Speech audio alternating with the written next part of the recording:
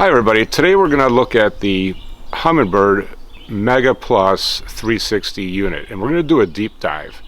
In this video we're going to cover a lot of things, so this will be kind of a lengthy video. So what you can do down in the description below, you can look at the timestamps and click on exactly which features you want to listen to or listen to a couple of times. So that'll be in the timestamp. In addition to that, I am going to mention some products, and those products will also be listed in the description below. And if you want, when you click on those products, they will take you to Amazon to purchase them if you'd like to. There's no extra cost to you to purchase these, but our channel does get a little bit of a kickback from Amazon for you doing that, and we would really appreciate it. It does cost some money to keep these the website and the YouTube channel going. So if you purchase something, like I said, we get a small contribution from Amazon, and we would really appreciate that. So here's what the Mega 360 Plus unit looks like. It comes with a shaft, it's got a head on it, and then you've got the wiring, of course. It does come with this mounting bracket that you can choose which side to put this on. If those of you that are familiar with this, you'll see mine is actually on backwards. I originally mounted it on this side, and I had the support for my Ultrex on the other side, but because of my graphs, when I traveled, the head of the 360 was too close to this, and I didn't want it, with the road jiggling and whatnot, I didn't want it to hit, so I switched it over. The problem is once you put it through this shaft, you can't redo it unless I totally unwire everything, and I don't want to go through that hassle of unwiring it. So it is mounted. I only have 2 bolts that are holding it in, but I put Loctite on these and they're nice and tight, so it works. It's not ideal, but it works. Okay, so how does this unit work? Well, the 360 is just like it sounds. This piece right here will rotate 360 degrees and look at the surroundings around the boat. In order for it to engage, these 2 little metal pieces have to be underwater. So if you're trying to get this to work in your garage, it's not going to. You can deploy this and put this in a bucket of water, and you will get it to deploy. Obviously you're not going to read anything, but you'll at least see if it's working. Alright, something to really take note of is this direction right here. This piece right here needs to go straight off of your bow, and so this pointed part should be pointed straight at the stern. Now if you look at this the way I have it mounted, it looks like it's crooked, but when I deploy this, you'll see that it actually is exactly as it should be. So as I bring this down,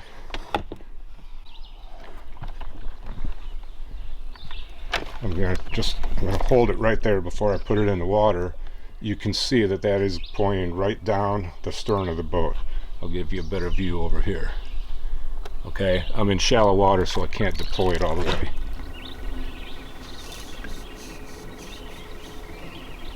Okay, so before I get into the settings of how to fine-tune your 360, let me just tell you the difference between side imaging and 360. 360 works best when the boat is not moving or moving extremely slowly, just creeping along, for instance, casting down a shoreline. Whereas the side imaging, your boat has to be moving. When you stop moving, it gets all distorted and it does not work very well. So the side imaging would be for looking out each side of the boat, and you're looking for structure that you then want to fine tune, and that's what the 360 is used for, is to fine tune and see exactly what's going on beneath the water. Alright, so first of all, you can see from my head units, I've got a Helix 12. This is a generation 4 Mega with side and down imaging, and this is a Helix 12 generation 3 with down imaging, and I use these in tandem. This one's giving me the 2D right now. A lot of times I'll go to one of my settings and I'll have the map on one side and the 2D on the other, but this is giving me my depth, my temperature. This unit, I just use it only for the 360. And as you can see right now, the image is not really good, so I'm going to go through the process of how I would fine-tune this unit. All right, so this is kind of default out of the package, how it's going to look. And the first thing I'm going to do, since I have a Helix 12, you can see that the circle is kind of small. So the first thing I'm going to do is hit this plus sign, which is going to make this much larger. Now, my image isn't very good. I can see some things going on here, but I'm going to fine-tune this to really bring this into clarity. So we're sitting in a spot where there's a mixture of boulders and weeds. So the first thing, and this is something I would do every single day that I come out on the water, hit menu once, and I'm going to play with the sensitivity. So right now you can see it's on 15. If I keep going up higher, this is really getting washed out. So I always crank it up until I get to a washed out status, and then I start backing it off. And I just back it off one click at a time until things start to come into focus a little bit better. Now I'm in very clear water right now. There is an insect hatch happening with the mayflies, but as I get down, right now I'm about at 8 and it's looking pretty good. 7's looking good. So somewhere in the 7 to 8. Alright, so now I'm going to hit the arrow down, and that's going to bring me to this enhance. If I hit over to the right, it brings up a sub menu, and that's where I can control my contrast. Right now it's on 14, and it's at 14 it's kind of washed out as well, so I'm going to start backing it off. And you can see some things coming into better view, better focus now. And I'd say right about there, 7 or 8 for today. I'm sorry, 10 or 11 for today looks pretty good. Alright, I'm going to exit out of that, and as this sweeps around, it's going to refresh. So let's just focus on this area over here as this comes through, and let's see how detail we're getting. Alright, I'm able to see a little bit more. So these are going to be boulders here and here and here. I can tell these are pretty big boulders because of the shadow that's being cast. This is a long shadow, so that boulder right there is pretty big. It's sticking up off the bottom by probably a couple of, maybe 1 to 2 feet. If you see a smaller shadow, then you know that the boulder is much smaller. This stuff that to me looks kind of like cotton candy, those are weeds. And you can see that confirms that with the 2D. So these are the first couple of things that I do when I go to set up the sensitivity and the contrast. I do that every single day, because every day the clarity of the lake you're fishing may change a little bit. If I had a windy night, you come out in the morning, you're going to have more sediment and debris in the water, plankton and whatnot, so you're going to have to adjust that and fine tune it. Okay, next, the way you read this, I've got this set at 60 feet right now. If I hit menu once and I go to range, I can change that. So let's just go all the way out.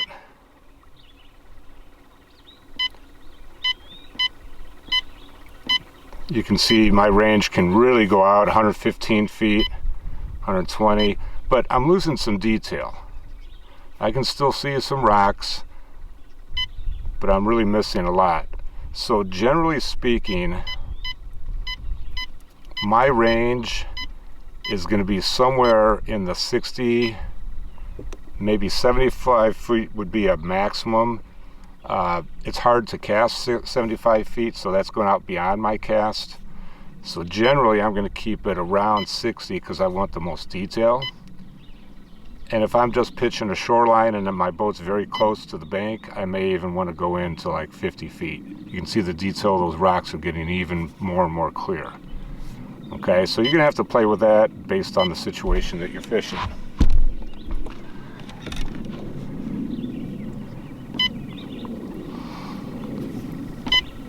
Alright, another thing to note is here's the boat icon right here. And the pointy front part, the bow of the boat, is right where my transducer is. So that's the front of the boat. However, the back of the boat, this is just a generic icon. And it doesn't know if I have a 10-foot boat, a 15-foot boat, a 20-foot boat, and so on.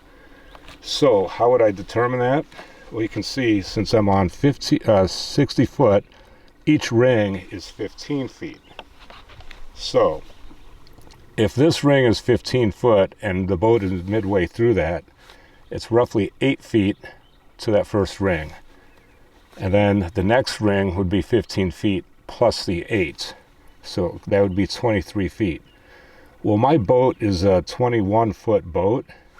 So if I'm going backwards, my boat is going to go almost out to that second ring. Not quite out, but almost out to the second ring.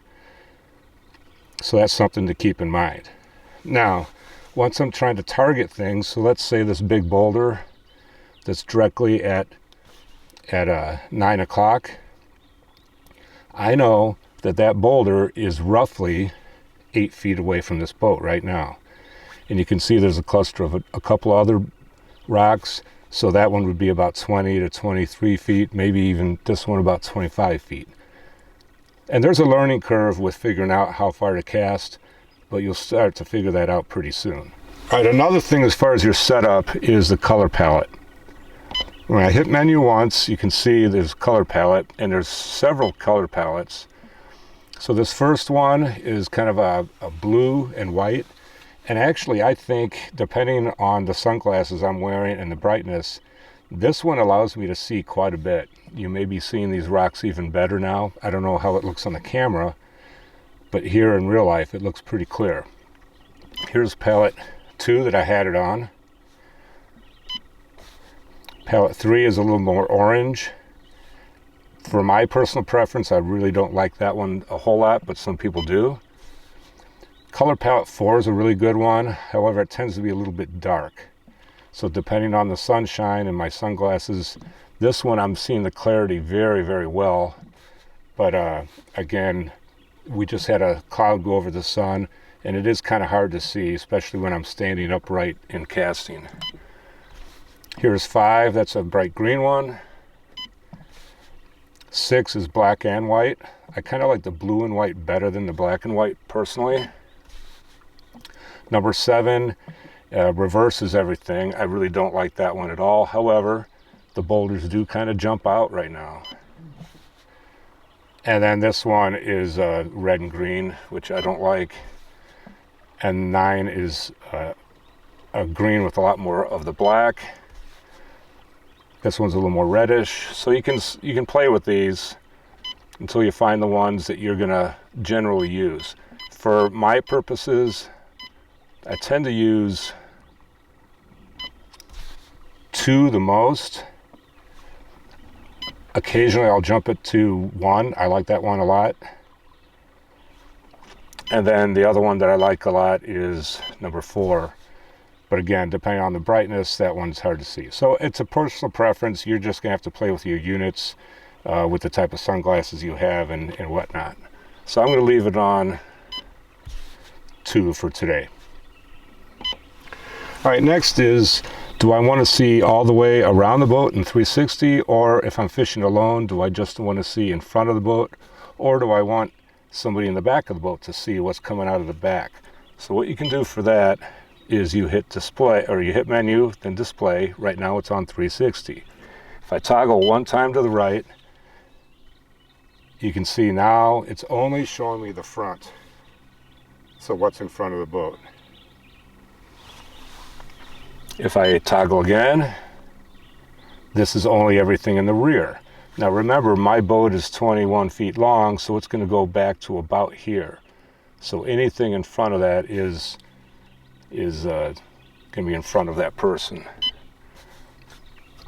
And I simply can just toggle back to front or to 360. 90% of the time, I keep it on 360. Now I'm going to talk about the speed of the transducer. So to set that, I would go to menu once, toggle down to speed,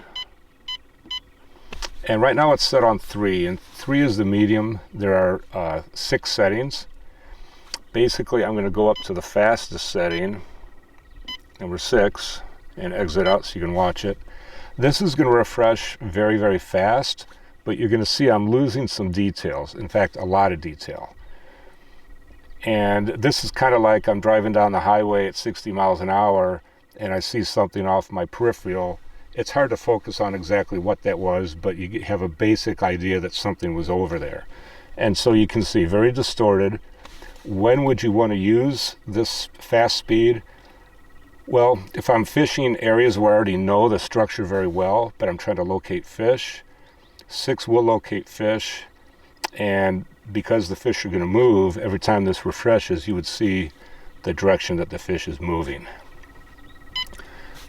Oops. Slowing it down to 5.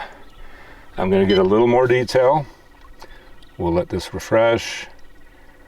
And you'll see some of the details a little better, but again, hard to see. I'm seeing some rocks and boulders. Let's go to 3. To 4. Detail is improving.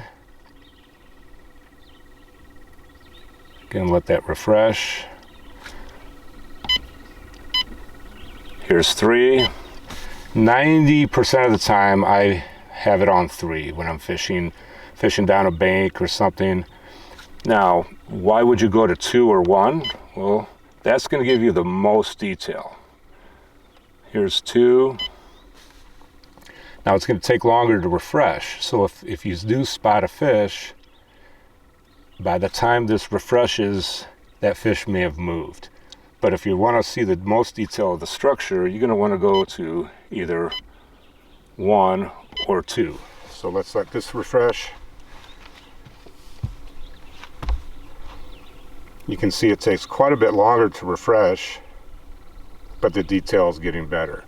You may notice also like this rock is going to move just a little bit when it refreshes, which it just did. Right now I'm talon down, but there is a little bit of breeze, so it's moving the boat ever so slightly. And that's why some of these things, like if you look at this one right here, this is a big boulder next to a very large boulder, they might move just a little bit. Yep, and that's just the drifting or the moving of the boat.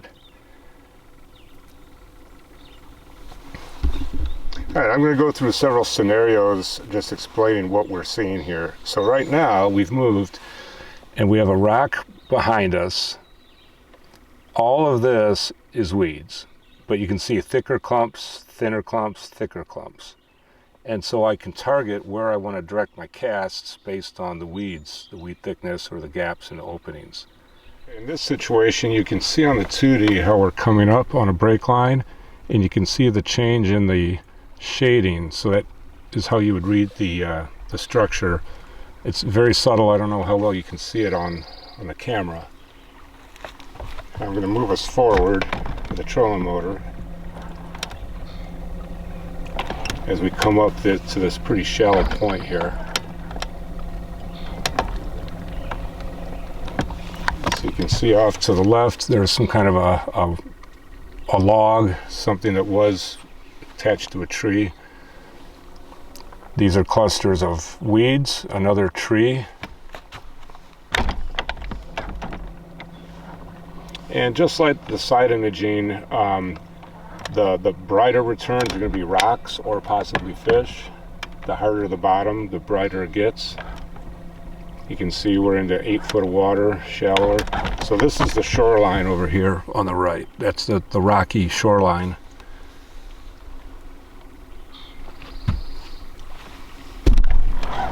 Move forward a little bit more.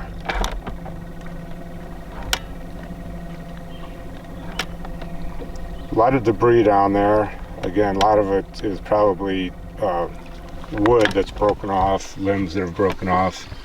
Again, the shadow is what I look for. So this one's pretty tall. It's casting a big shadow. All right, so what we have here, you can see the boat's in 13 foot of water, but this is a steep break right here with lots of rocks, and I can tell it's rocks based on the brightness of the return. Hopefully you guys can see into the water here. hopefully you guys can see the rocks. Very bright, returns, means that you have a hard bottom. Well, I hope you picked up a few tips that'll help you guys catch some more fish, and good luck with your 360. Please hit subscribe and hit like and leave comments below for other videos you'd like to see. Thanks for watching.